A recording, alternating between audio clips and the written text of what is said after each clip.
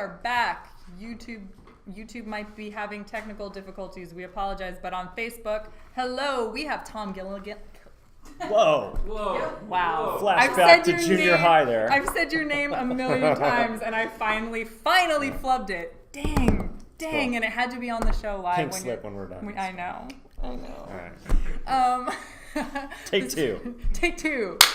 This is Tom Gilliland and Casey Love, and Tom is obviously our creative director. He is the mastermind behind Court of the Dead, and Casey has been on the show before, and he has talked about. Casey. Hi, Casey. Thank you. We wanted to have Casey back to talk about this dude right here, Odium. Odium is the champion of the faction of flesh. So what does that mean? So let's see. So Odium is really kind of a let's see, what am I looking for? He's like a gladiator? Yeah. Well, it's like a revenant flesh golem gladiator, sort of stitched together by, obviously gigantic spare parts, an unbridled rage, and a little long forgotten secret ingredient. And so he was created by Queen Gethsemane.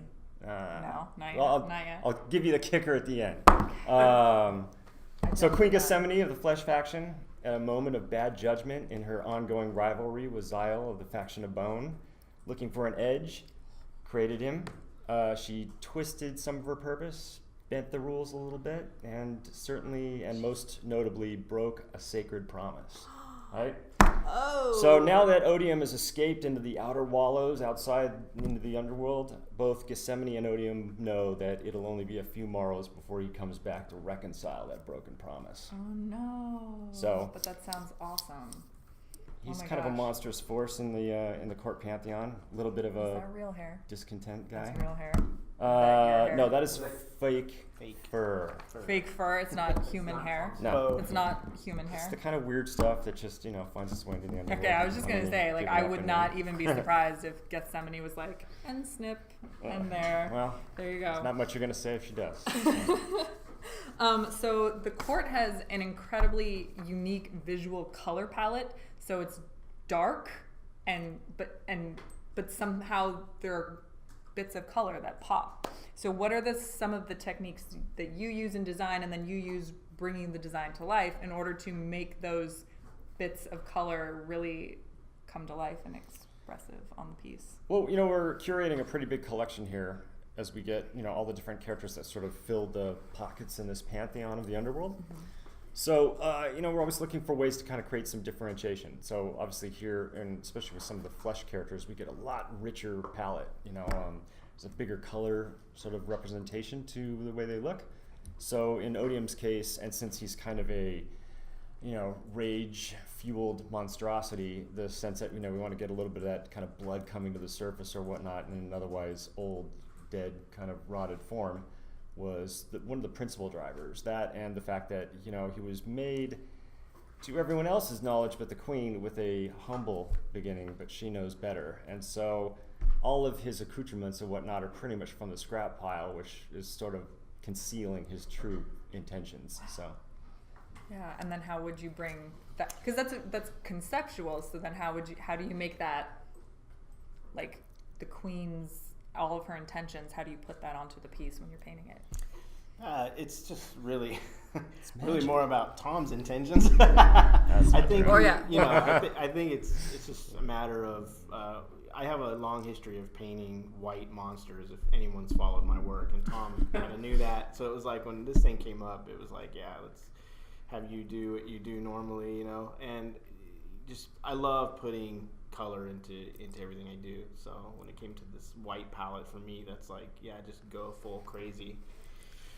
So it's fun too, as Casey and I have been painting lateral and whatnot for many years, both in the effects world and through what we're doing here at Sideshow. So it's a lot of fun when you have sort of a shared vision, but you kind of hand the mic off to someone else, let them do their magic tricks. And I'm a huge fan of what Casey does, and so this was one of the characters when we were sort of parting him down that was like a must for him to handle. I certainly had my hands deep in paint for the last week and a half on some other things. We caught you. So, we caught you. Yeah, I got the giant logo, and you there's have the a couple giant other logo. creeps that we got that are coming to the show as well. So. Nathan wants to know how long it takes to make Wow. Well, to make it from start to finish, it's probably about a 6-7 month process. And, you know, I mean, bear in mind, we're not working on it 24/7. So, but I think there's the aspect of designing it, letting that sort of sink in, clarifying that, moving to sculpture. Sculpture's maybe a 2-month gag. You're going into mold and cast, labbing for about a month or two. Paint's about, you know, 3 or 4 weeks. Yeah, 3 or 4 weeks.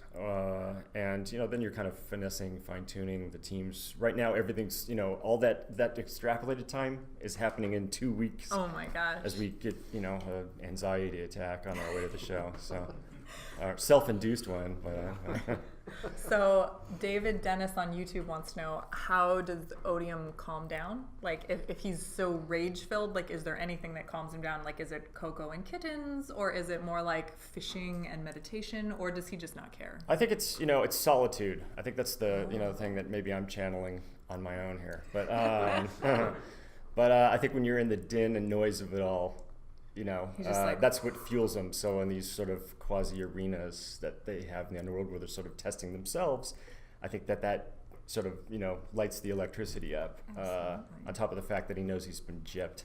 So, but once out in the wallows and the solitude and serenity that the underworld can present itself with, that tends to calm the savage beast long enough for him to rationalize a plan to bring the pain. We have a lot of people in Facebook chat that are bowled over by the size, and they're comparing it to the size of Bane behind you, and shocked that he's much larger than Bane. He's bigger than so Bane. So they wanted to see if you can do the measurements with measurement tape so they can physically see.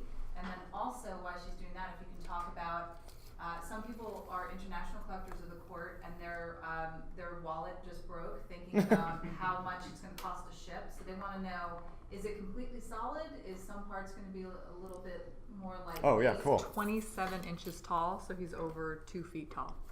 I think we meant to make him the biggest, but, you know, in the sense of things, you know, he's a huge juggernaut. So sometimes you got to kind of pull scale around a little bit. But I think, you know, you can see half the size of Susan. Yeah, best I can tell, he's 18 inches deep. And in terms of these big pieces now, we've got some great techniques where we're still using polystone and whatnot for all the detail elements.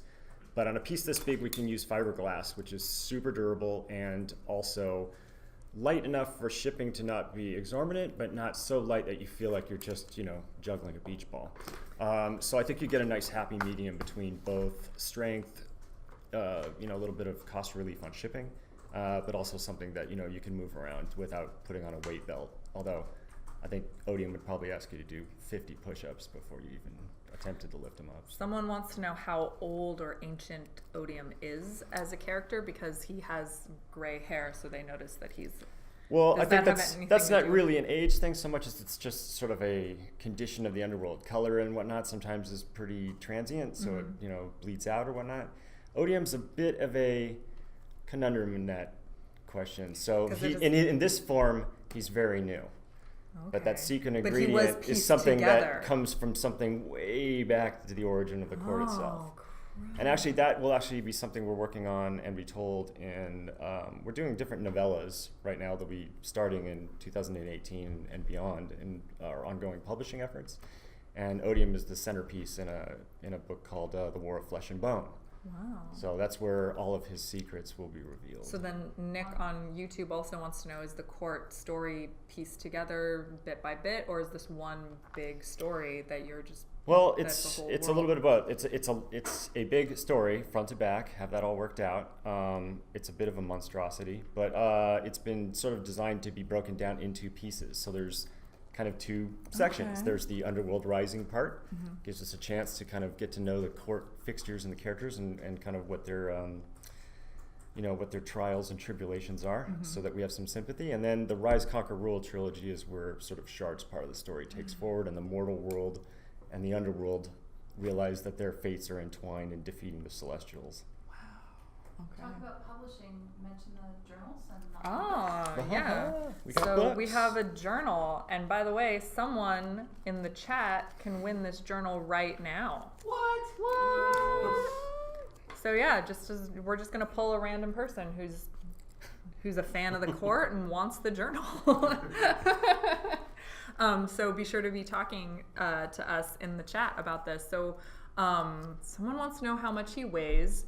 Well, this is a prototype, so we can't move him to something to weigh him right now to show you, but maybe you guys it's a tough guess because the base will be solid, the figure will be somewhat hollow, all the extensions will be, solid resin mass. So I'm guessing that you're probably, wow, I don't know the last time I actually weighed a collectible other than like, is this hard to lift off the desk or not? I think you will notice the weight when you go to move it, but I don't think you need like a team of movers to help you do so. Okay. That base is going to be solid. It's going to be.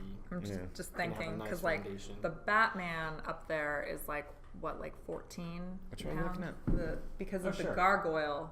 So he's probably going to be what, like 20? I'll probably say, you know what, since the body will be a little hollow, probably be about that heavy, maybe a touch heavier. Like 20? So I would say probably 15, 18 pounds maybe. Okay, that sounds good. Cool. Let's talk about his mask. Oh, yeah. Yeah. Talk So, about his mask. Let's talk about his mask. His mask. That's sitting there. Yeah, you can hold that up Oh. carefully. So this is sort of the, as he's in these sort of proving grounds where Gethsemane and Zio are sort of testing their, creations for the upcoming war with the Celestials. They pretty much brand them in their faction colors or, details. So he's wearing a Flesh Faction mask that's been crafted for this purpose. Ooh. A little bit of a touch of a sort of ancient Roman centurion kind of helmet. Can Odium wear his mask? When the piece is finished, it'll have a magnetic connection, so it'll click into place. So a lot of the port pieces we're doing, there's a lot of masks.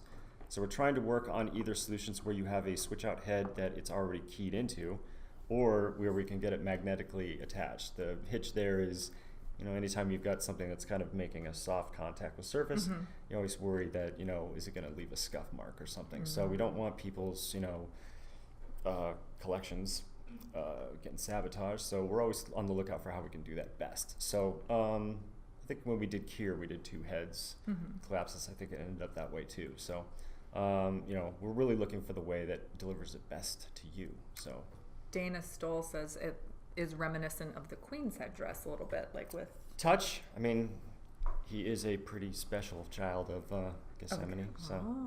Oh, that's exciting. And also, Dana, if you have been chosen as the winner of the journal, by the way. Yeah, so Dana. yay, Dana. That's awesome. So congratulations, Dana. You're going to want to email social@sideshow.com, write Court of the Dead Journal in the subject line, and your shipping information in the body of the email. So thank you so much. Pierce also wants to know if you guys have any plans for any Netflix shows, animated or otherwise. He would like a Netflix Court of the Dead show. I would like that too. I am a big Netflix fan. Love what they're doing there. I think the court journey is one that I'm in for the long haul, as is the whole team and the company. This is our sort of premier flagship IP property, and it's a big long story. So this is 20 years of D&D and heavy metal come to my dream come true, I guess. So certainly we're going to stretch it as far as we can. There's a lot of stuff going on in 18 that starts propelling the story, novellas, more books. There's the comic Omnibus that will be available at Comic-Con. Not to get ahead of probably your script. No, it's fine. We can actually touch on Comic-Con right now. What's happening at Comic-Con? Wow, what hasn't been happening for Comic-Con? So let's see. There's at least 10 new exhibits. So year 1, 10. I had 12 on display. That was all new. This year there's 10, in addition to what is already in the collection that is currently available. So there's some neat surprises in there.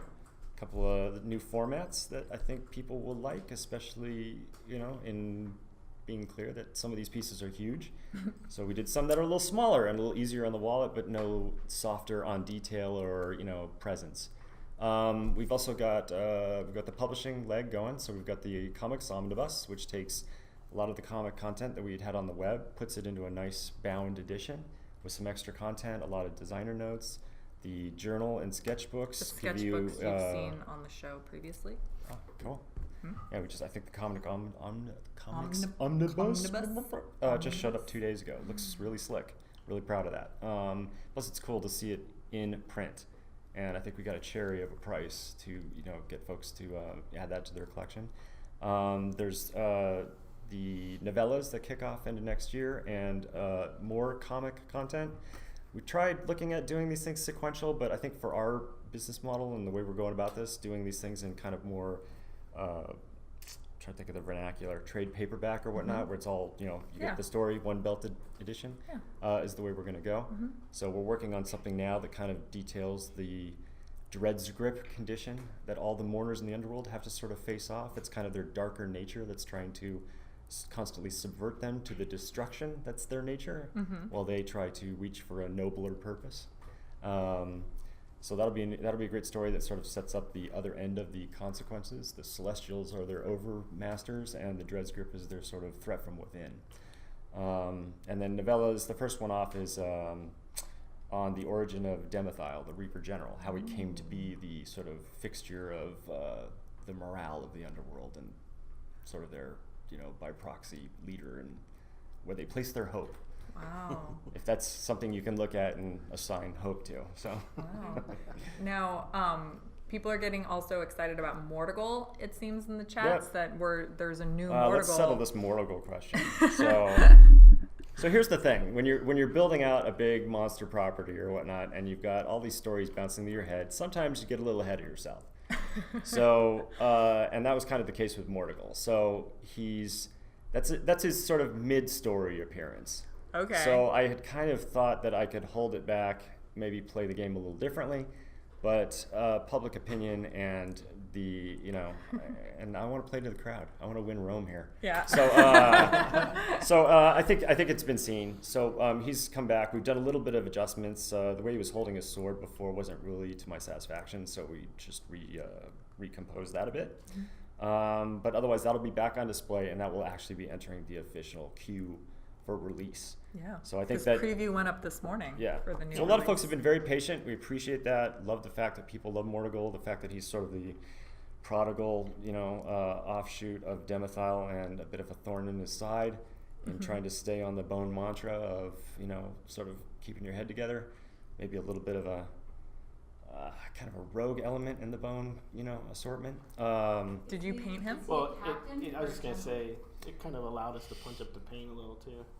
Yeah, I like his like the side of that one part of his like face that is just dark. So there's a damaged portion Yeah. that is part of that, that mid story point thing. So I think Chicky was asking that he was originally a captain in the Mortis Knights, which is the sort of knighthood that kind of orchestrates the harvest.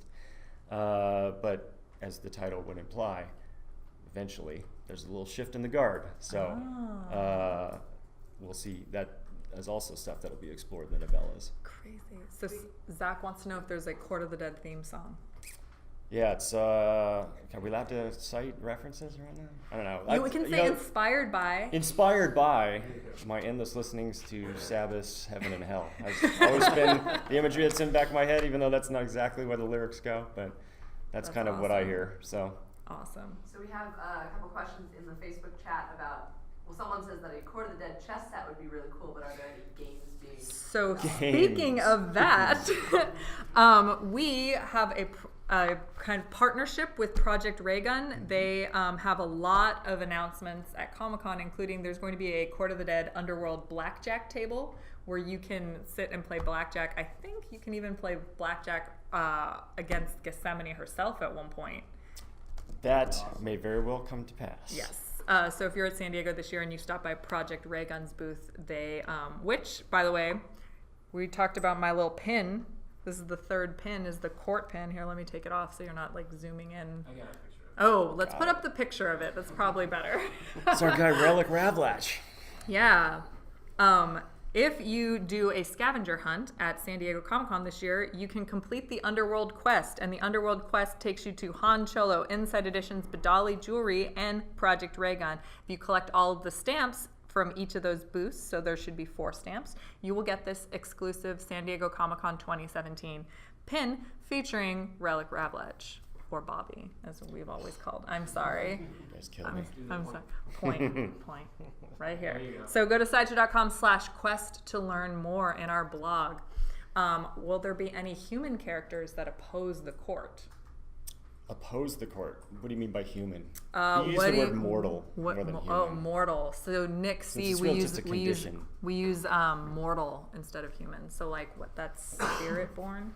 Or soul born? Well, you're soul born if you had a mortal life. You're spirit born if you came to be in the spirit realm of either the underworld or the celestial realms. See, there you go. So it really depends on how you were Soul-born. created. Okay, well then that answers your question, Nick. There's like 3 more questions you have to ask.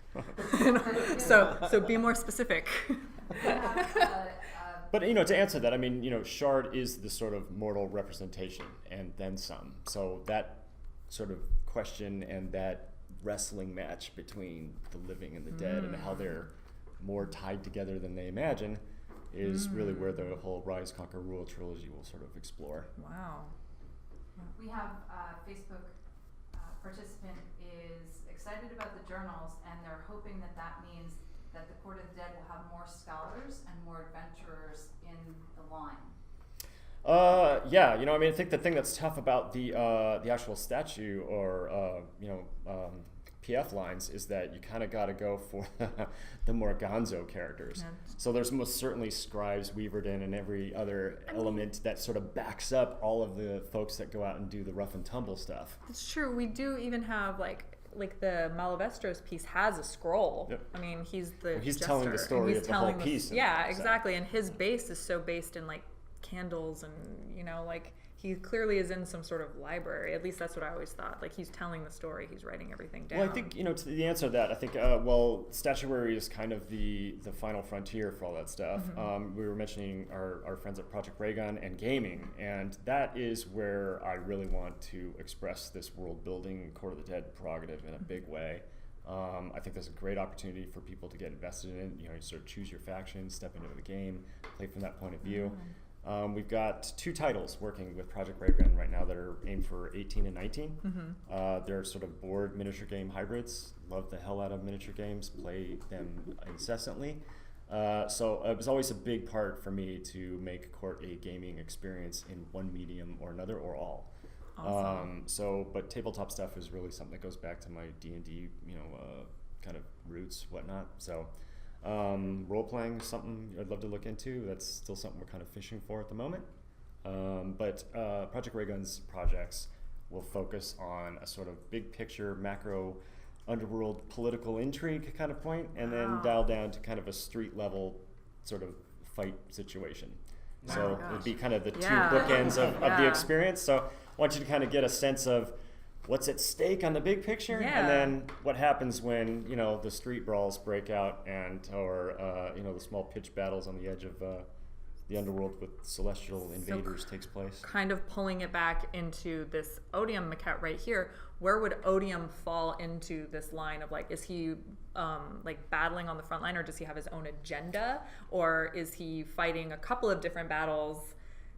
He's definitely fighting a couple different battles. You got most of the court characters have got a sort of overt big picture battle and a demon that they're sort of wrestling with inside. I feel like that's why the court has taken off so well, is because all these characters are so rich. Like they have a very personal reason for doing everything that they're doing, but they also have a sense of a bigger picture of where they fall into place. But that doesn't change the fact that this is their emotional journey as well. And I appreciate that. I think that was part of the thing. I've always been attracted to anti-hero type characters. So, when we're talking about superheroes, it's not totally my jam, but when we get to Batman, Punisher, that's kind of where I check in pretty significantly. So this my answer to that kind of, theme. Nick actually clarified he meant living enemies, like maybe a church who opposes them. I think the notion is that, the mortal world views the darkness and the underworld as a reflexive thing to fear. And I think that that's the con that the Celestials have pulled on the mortals, is fear those who could possibly be their only chance at salvation.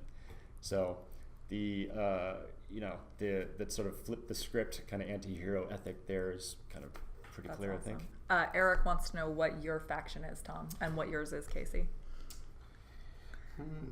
Have you taken the or I mean, I'm assuming. There's something. So about- I was gonna say, I feel like, I represent the Underworld United. yeah, I was like, I think that Tom is the all taker. I'm not the ultimate, But I recognize the need for yes, unity. yes, he has a little bit of all the factions. Well, I'd technically say. we all do. I think it's Yeah. that point where which is the Well, prevailing part, and and how I can you get that. best use your lesser aspects to influence your greater. That's true. So We had a question from Facebook.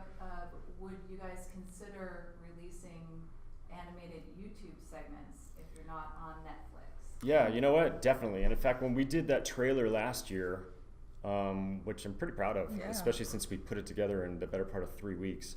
I love that kind of stuff. I love those little animatics that get done. I even like some oftentimes sort of great cinematic tricks in that they employ to make a story seem bigger when they don't have the budget to do so. I think there's a lot of charm in that or whatnot, and I've seen so many of them from a lot of great properties over the last few years. And so we have our eyes set on that. Our multimedia team is always kicking butt for us. These things do take some planning, but that is something we're aiming at. So to say that we are aggressively, even if it's sometimes slightly glacial in our progress in getting these things put together, we are, there isn't a day that goes by that we're not, pushing one of these story projects forward. So I think 2018 is when we're really going to be able to start, laying these bets out. Amazing. Casey, what was your faction? We cut you off. Oh. Whew, that was just I kind nice. of like. There's something I like in each one of them. It's hard to pick one. Honestly, not to be run away from the question, but No, the that's- truth is, everything I'm seeing with each one of them, there's something cool and awesome about every one of them. So it's hard to pick. That's true. really. I think internally it's either the court team members know specifically and violently, or they're Well, when we asked kinda Anna sneaking up on it on and the whatnot, show, Anna was like bone. Oh, yeah, and then she's- she just was like She bone. is solidly in that camp. Yeah. I don't know. I mean, Yeah. No, I'm. She's one of my favorites. So Yeah.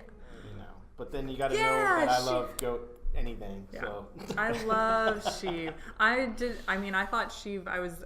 When I said him, I meant more of like an us, because I didn't know she had a she on her yet.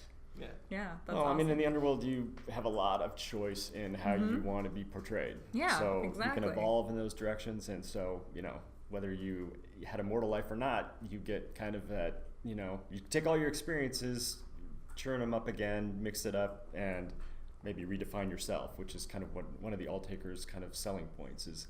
Here, you make your choices. That's amazing. Cool. Well, on that note, I think that we're good. Awesome. Yeah? Well, look forward to, what is it, Next week. 8-10 days, whatever. No, it's we the- will have Next week. Next the week. coolest display we've ever had for this.